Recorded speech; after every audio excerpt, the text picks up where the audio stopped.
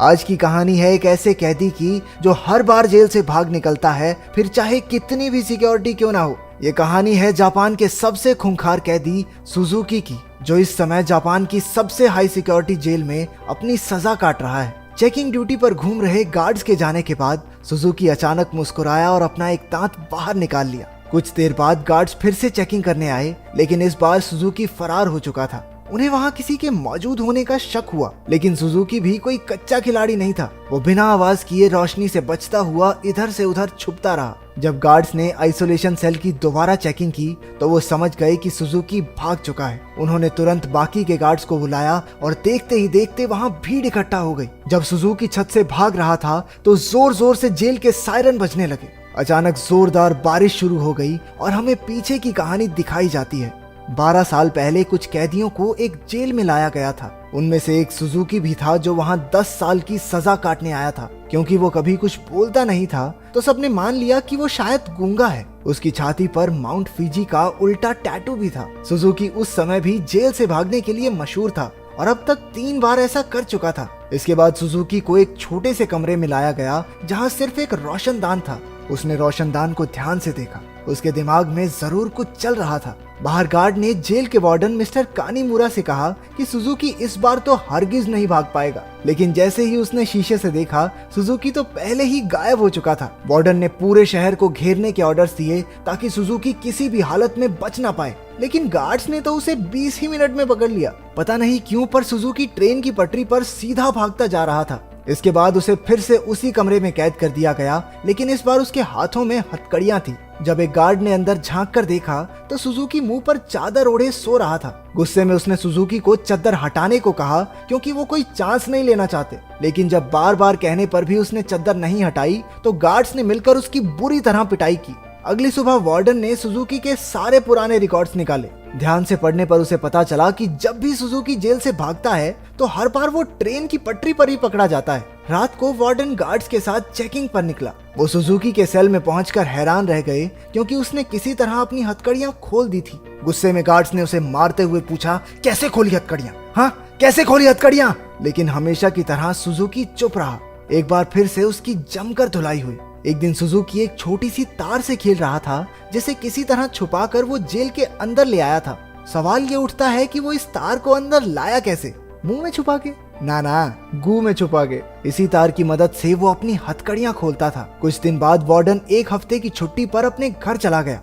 अब सुजुकी के पास भागने का बहुत अच्छा मौका था। उसने अपनी तार निकाली और ताला खोलने की कोशिश की। जल्द ही वहाँ एक गार्ड चेकिंग के लिए आ गया। उसने झांक कर देखा कि सुजुकी फिर से अपना मुंह ढककर सो रहा था, लेकिन इस बार गार्ड बिना कुछ कहे चला गया। लेकिन असलियत तो ये थी कि सुजुकी अंदर था ही नहीं। वो तो छिपकली बनकर छत से चिपका बैठा था। वो जेल से भागने के लिए सही मौके के इंतजार में था। गार्ड के जाने के बाद वो धीरे धीरे ऊपर तक पहुंच गया। उसने छत की एक खोखली जगह पर मुक्का मारा और वहां से भाग निकला। जब गार्ड्स को पता चला तो उन्होंने तुरंत सायरन बजा दिया। वार्डन को भी खबर पहुंचा दी गई और वो तुरंत जेल के लिए निकल गया।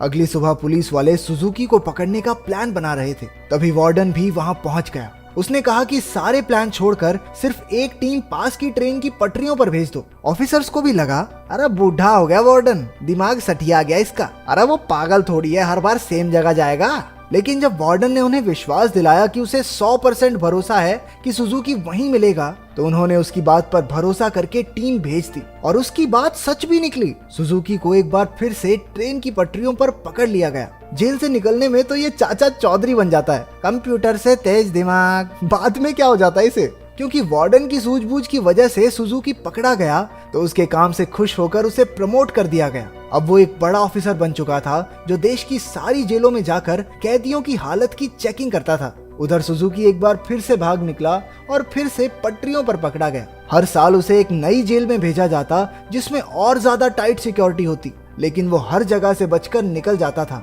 इसी वजह से मीडिया ने उसे स्टार भगौड़े का खिताब दिया और वो पूरे देश में मशहूर हो गया। 12 साल बाद उसे सेंट्रल जेल में लाया गया। यहाँ वो कड़ी सिक्योरिटी में था क्योंकि 10 गार्ड सिर्फ उसी पर निगरानी रखने के लिए खड़े थे। उसका कमरा भी पूरी तरह सीमेंट से बना था और दरवाजे पर कई ताले थे। ये वही आइसोलेशन सेल है जो हमने कहानी की शुरुआत में देखा था। गार्ड्स के जाने के बाद सुजुकी ने चारों ओर नजर दौड़ाई। वो एक बार फिर से भागने की तैयारी में था। एक गार्ड ने खाना लाकर उसके सेल में रखा, लेकिन उसके जाने से पहले ही सुजुकी ने उसे पकड़कर हथकड़ी लगा दी। गार्ड ने तुरंत सीटी बजा दी, जिससे कई और गार्ड्स वहां आ पहुंचे। उन्होंने मार मार कर उसकी बुरी हालत कर दी। होश आने पर सुजुकी ने दरवाजे से गार्ड्स को जाते देखा। उसके चेहरे से खून टपक कर लोहे की सलाखों पर गिर रहा था। अगली सुबह गार्ड्स ने उसकी हथकड़ियों पर कुछ और पेंच कस दिए ताकि इस बार वो उन्हें खोल ना पाए। जाने से पहले वो एक बार फिर से उसके शरीर की थोड़ी मेंटेनेंस करके गए। इसी तरह सुजुकी के दिन बीत रहे थे। वो जानबूझकर गार्ड से पंगे लेता, वो उसे मारते और फिर वो अपना खून लोहे की सलाखों पर टपकाता। एक दिन गार्ड्स ने उसे इतना मारा कि उसका दांत टूटकर गिर गया, लेकिन सुजुकी ने उसे उठा लिया और उसे देखकर अजीब तरीके से मुस्कुराने लगा। ऐसा लग रहा था जैसे ये सब उसके प्लान का ही हिस्सा है। इसके बाद सुजुकी दीवार पर अपने दांत से कुछ बनाने लगा। कुछ हफ्तों बाद सुजुकी ने एक और गार्ड पर हमला कर दिया। इस बार उसे सबसे खतरनाक सजा दी गई। उन्होंने उसे एक लंबी जंजीर से बांधकर ऊपर लटका दिया। 1 साल बीत गया और सुजुकी अभी भी सजा काट रहा था। उसकी हालत बहुत बुरी हो चुकी थी। शरीर सड़ने लगा था और उसके घावों पर कीड़े पड़ चुके थे। आखिरकार उस शाम गार्ड्स ने आकर उसकी जंजीरें खोल दी। पूरे 1 साल बाद उसे चैन की सांस आई थी। उधर पुराना वार्डन मिस्टर कानेमुरा वहां की जांच करने पहुंचा। उसने आइसोलेशन सेल में जाकर देखा कि सुजुकी की हालत बहुत खराब थी, लेकिन वो उसे नजरअंदाज करके वहां से चला गया। इसके बाद वही रात आई जहां से कहानी की शुरुआत हुई थी। जब बाहर बिजली कड़कने लगी तो सुजुकी ने अपने प्लान को अंजाम दिया। उसने अपना दांत निकाला और हथकड़ियों के पेंच खोलने लगा। असल में सुजुकी दीवार पर दांत से कुछ बनाता नहीं था, बल्कि वो तो उसे घिस घिस कर तीखा कर रहा था ताकि उसके इस्तेमाल से पेंच खोल सके। हथकड़ियों से आजाद होकर उसने दरवाजे पर जाकर लोहे की सलाखों को धक्का देना शुरू किया। लगातार खून टपकने की वजह से सलाखों पर जंग लग चुका था। कुछ ही पलों में सलाखें टूट गई और सुजुकी जेल से फरार हो गया। इसके बाद सुजुकी के जन्म की कहानी बताई गई। उसके पैदा होते ही उसकी माँ की मौत हो गई थी और उसका बाप जेल में सड़ रहा था। इसी वजह से वो अपने रिश्तेदारों के घर पला। एक दिन सुजुकी जंगल में प्रैक्टिस कर रहा था जब उसे दूर से एक आदमी आता दिखाई दिया। ये कोई और नहीं उसका बाप था। उन्होंने कुछ समय बातें की और तभी उसने अपने पिता की छाती पर माउंट फीजी का एक टैटू देखा। बदकिस्मती से जल्द ही वहां कुछ पुलिस वाले आ गए जो सुजुकी के पिता को पकड़ना चाहते थे। वो उन्हें देखकर रेल की पटरी पर सीधा सीधा भागने लगा। इस दिन सुजुकी ने कसम खाई कि एक ना एक दिन अपने पिता से जरूर मिलेगा। वर्तमान समय में सुजुकी फरार होकर एक बार फिर से पटरियों पर दौड़ रहा था। मिस्टर कानीमुरा ने पीछे से उसे रुकने के लिए आवाज दी और हैरानी की बात यह थी कि वो रुक भी गया। कुछ ही देर में गार्ड्स की एक टीम आकर उसे पकड़कर ले गई। देश की सबसे कड़ी सिक्योरिटी की जेल भी सुजुकी को नहीं रोक पाई, इसलिए मिस्टर कानीमुरा ने उसे धरती की सबसे खतरनाक जेल प्रिजन आइल में भेजने के ऑर्डर्स दे दिए। प्रिजन आइल किसी मामूली जेल की तरह नहीं थी। वो समंदर के बीचों बीच बनी थी जहां लगातार तेज बहाव रहता था और सबसे जरूरी बात वहां ट्रेन की पटरी तो बिल्कुल नहीं थी और तो और समंदर शार्क्स से भरा हुआ था, इसलिए वहां से भागकर बच निकलना एकदम नामुमकिन था। जेल के अंदर के हालात भी इतने ही खतरनाक थे। पूरी जेल में चारों ओर हजारों गार्ड्स थे और अगर कोई कैदी भागने की कोशिश करता तो उसे देखते ही गोली मार देने के ऑर्डर्स थे। जब सुजुकी वहां पहुंचा तो उसे तुरंत उसके सेल में बंद कर दिया गया। वो कोई कमरा नहीं बल्कि कुछ रॉड्स थी जिन्हें सुजुकी के शरीर के आसपास ऐसे जोड़ दिया गया था जिससे भागना तो दूर वो हिल डुल भी ना सके। उधर कानीमुरा ने जेल की लाइब्रेरी में जाकर सुजुकी के बारे में जानकारी निकालनी शुरू कर दी। ढूंढने पर उसे कुछ पुरानी फाइल्स मिली जिन्हें वो पढ़ने लगा। उधर जेल में सुजुकी ध्यान लगाकर खड़ा था। हालांकि बाकी लोगों के लिए वहां से भागना नामुमकिन था, लेकिन सुजुकी के दिमाग में कुछ तो खिचड़ी पक रही थी। अचानक उसने अपने दोनों कंधों को डिसलोकेट कर लिया और उस छोटी सी जगह से सिकुड़कर धीरे धीरे बाहर निकलने लगा। एक कैदी ने उसे ऐसा करते देख लिया, लेकिन वो इतना नशे में भंट था कि कुछ बोल नहीं पाया।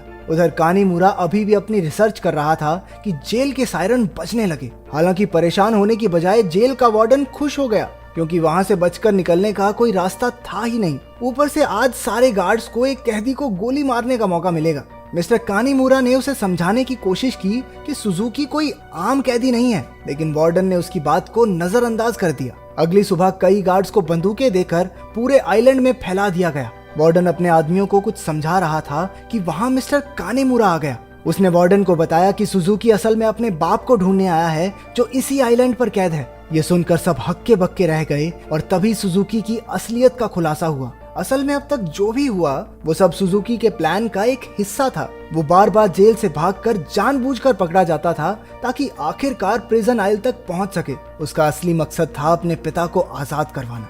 आखिरकार सुजुकी अपने पिता से मिला और एक दूसरे को इतने साल बाद देखकर दोनों खूब रोए। बदकिस्मती से मिस्टर कानीमुरा वार्डन और बाकी के गार्ड्स के साथ वहीं आ रहा था, लेकिन उनके पहुंचने से पहले ही सुजुकी उस बूढ़े आदमी के साथ गायब हो गया। सुजुकी अपने पिता को आइलैंड के छोर तक ले आया। उसने पहले से ही वहां एक पैराग्लाइडर तैयार कर रखा था। दोनों पैराग्लाइडर पर चढ़े और दूर उड़ गए। दूसरी ओर मिस्टर कानीमुरा ने एक बूढ़े आदमी से बात करने की कोशिश की जो सुजुकी के पिता के साथ ही कैद था।